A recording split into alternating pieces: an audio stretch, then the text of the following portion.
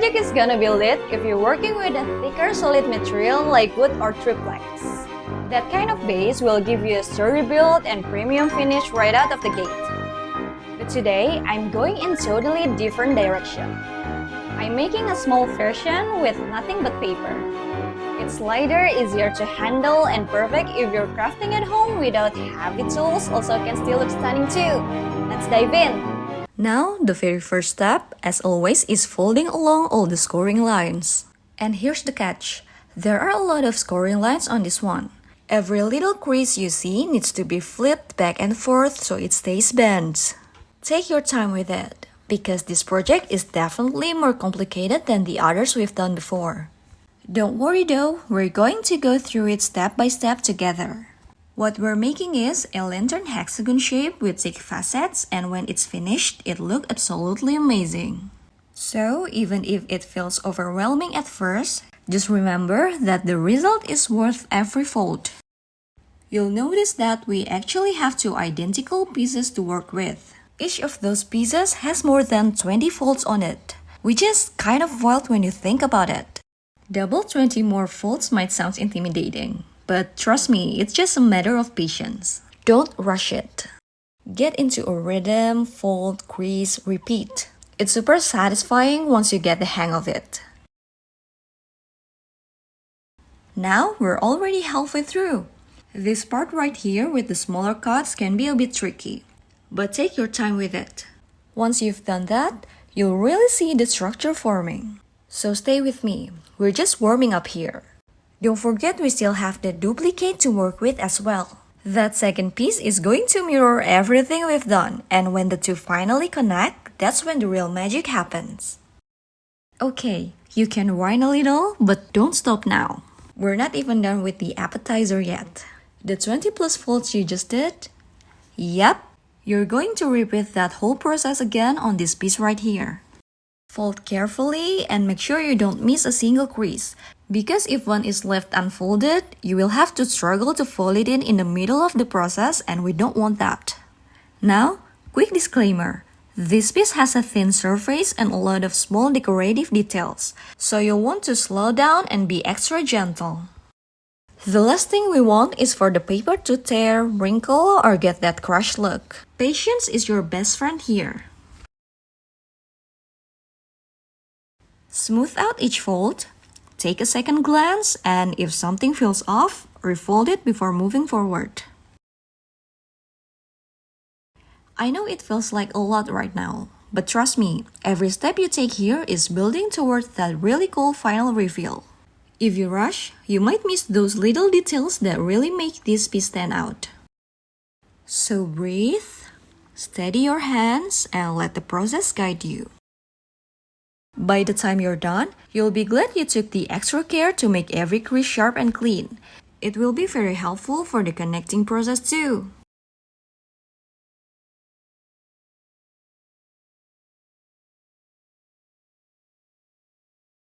Alright, now we're moving on to the glue. Grab the smallest pipe or applicator you can find, because we're dealing with some tiny details here. Now, here you're going to cover the surface with some paper.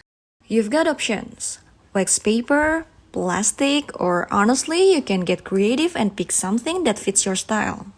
Just make sure it looks clean from the front. A smooth finish on the outside makes the whole piece look much more polished. And here's a little extra info. The paper cover is actually up to you. Technically, it's optional. But I like adding it because it really makes the design pop, especially with those smaller details I mentioned earlier. You'll need to cut the paper yourself and measure it to fit just as big as your lantern. If you're thinking about efficiency, don't worry, I've got you covered. Instead of cutting a bunch of tiny individual pieces one by one like this, which honestly just eats up your time, you can cut a long strip of paper big enough to wrap across the 3 facets at once. That way, you cut down the steps, everything lines up neatly, and it looks way cleaner. Don't forget to make 2 steps if you roll that way because we have a hexagon. One last tip, try picking a paper that's solid but also a little bit transparent. That way the design stays sharp and visible. But if you decide to place a light or lamp inside, The glue will still shine through and highlight those bright colors. You can use some plastic too, but if it's thicker, then you have to cut it per surface, or it will just struggle you to fold the whole design later.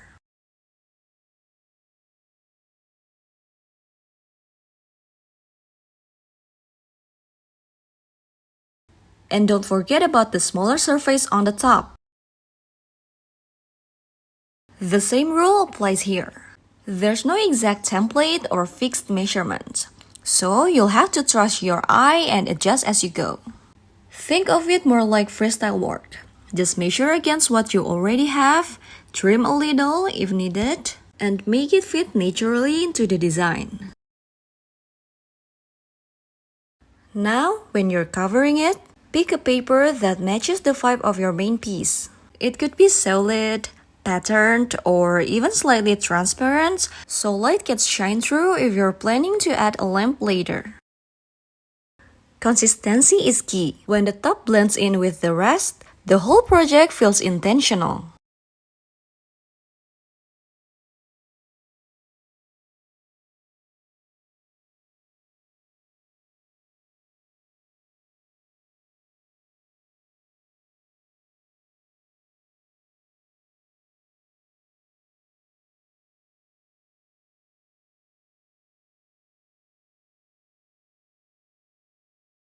And the base is completely done. Take a moment to look at it and appreciate the work you've already put in. Because now, we're moving into the main course. This is where everything starts to really come together. We're going to assemble the top layers as a frame and more detailed design to look from the front. Glue all the lines up with the frame.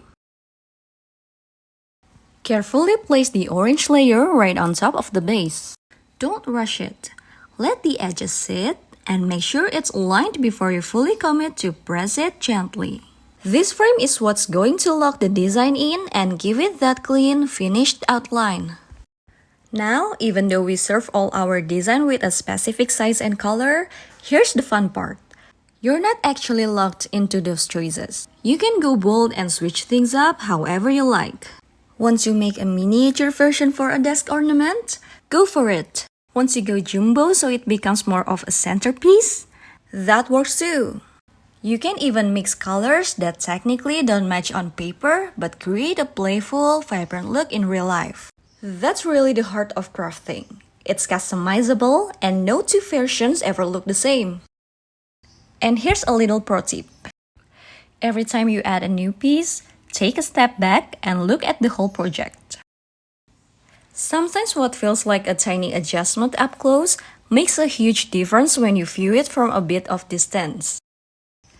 Don't be afraid to peel something off and reset if it looks a little off. It's way easier to fix as you go than to regret it later when everything is glued down.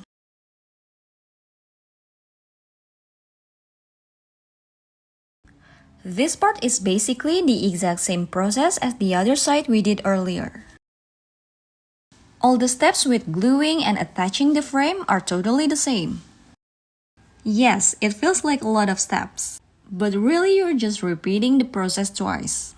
And if you look closely, even though the hexagon looks the same overall, each side actually has its own unique design, so every panel feels different in its own way.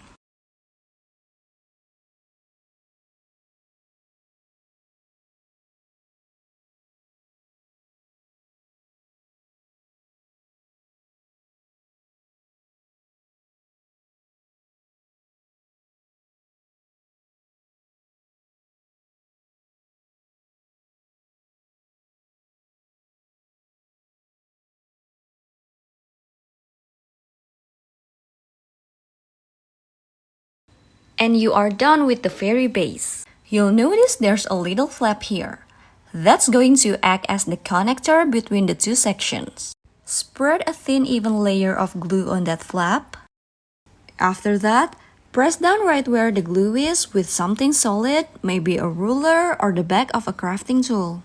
That pressure makes sure it sticks perfectly and doesn't leave any gaps. Once it's dry and locked in place, you will work with the third layer. This one works as a frame in black, which really helps define the design even more. From here, you're just repeating the same idea. Stick all of them to each side. Everything looks consistent. Now, if you're counting layers, this design only has about 3 in total. It doesn't even use a single foam board, so technically the layering itself is not complicated. What actually takes a little more focus is the structural assembly. For beginners, this part can feel like a bit of a struggle. Lining everything up neatly, making sure the flaps sit flush, keeping the frames aligned. But that's completely normal. The good thing is, we at Drizzy always provide detailed tutorials for our atelier products. You can follow along step by step, and if after watching you still feel stuck, you can always reach out to us. We're more than happy to help guide you through the tricky spots so you can get a clean, solid result at the end. We're basically just working with the remaining black lines on every side, starting from the biggest pieces and moving down to the smallest. It's the exact same process repeated, so once you've done the first one, the rest will feel a lot easier. Keep it steady and consistent, and you'll see the whole structure come together neatly. Okay, now we've reached the part that usually feels like a struggle. But trust me, it's not as complicated as it looks. What you're mainly doing here is connecting all the flaps with glue. Each flap is designed to meet another one, so take it step by step instead of rushing to connect everything at once. Hold one flap in place, apply a thin layer of glue, and carefully press it against its pair until it sticks. One trick here is to use both hands strategically. One hand should be holding the flap from the top to keep it steady, while the other presses firmly to make sure the glue bonds well. If you find the flaps keeps popping up, use something heavy or flat like your crafting tool to gently press them down while the glue sets. This way, you won't have to constantly fight against the paper trying to open back up. Another tip, don't overload with glue, because too much will make the edges messy and harder to press. A thin even layer works much better and dries faster. If you go slowly and focus on making each flap connect cleanly, by the time you finish this step, the whole structure will already start feeling solid and satisfying. This part is all about patience and precision. Once you get the hang of it, the rest of the build will feel way easier. And a little mess won't hurt, of course.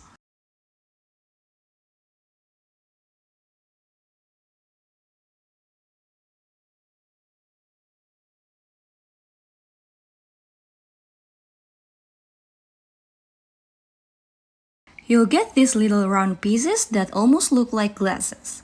Just flip them until they form a ring shape. Next, you'll find 2 small hexagonal pieces, each with a narrow gap. The extra strap from the ring will slide into that gap.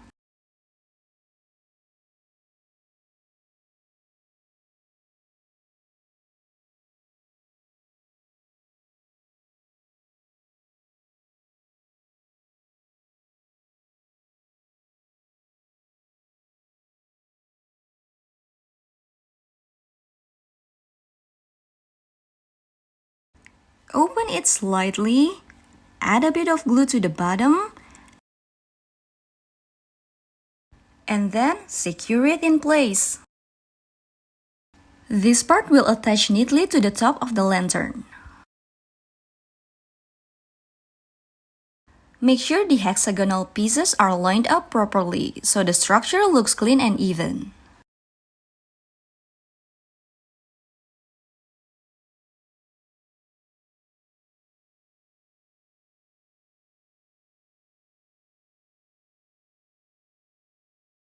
Now, let's set the top aside and start building the bottom part of the lantern.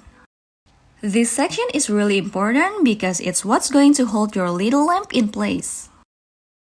Start by folding gently along all of those scoring lines before you add any glue.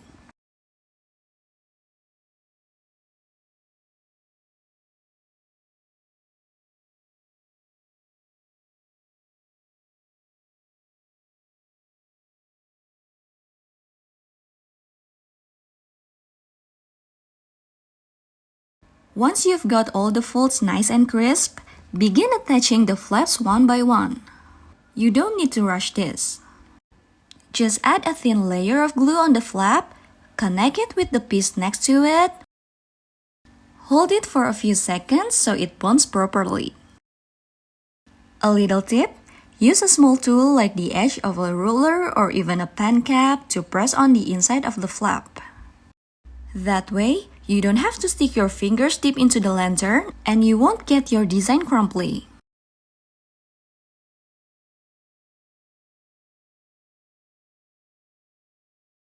Keep working your way around the shape, flap by flap, until the whole base comes together. When you're done, the bottom part should look neat and sturdy with a flat surface in the middle. That deep flat spot is designed to hold your little lamp, so when the whole lantern is finished, everything will sit securely in place. Put the lamp, the lantern, and you are done.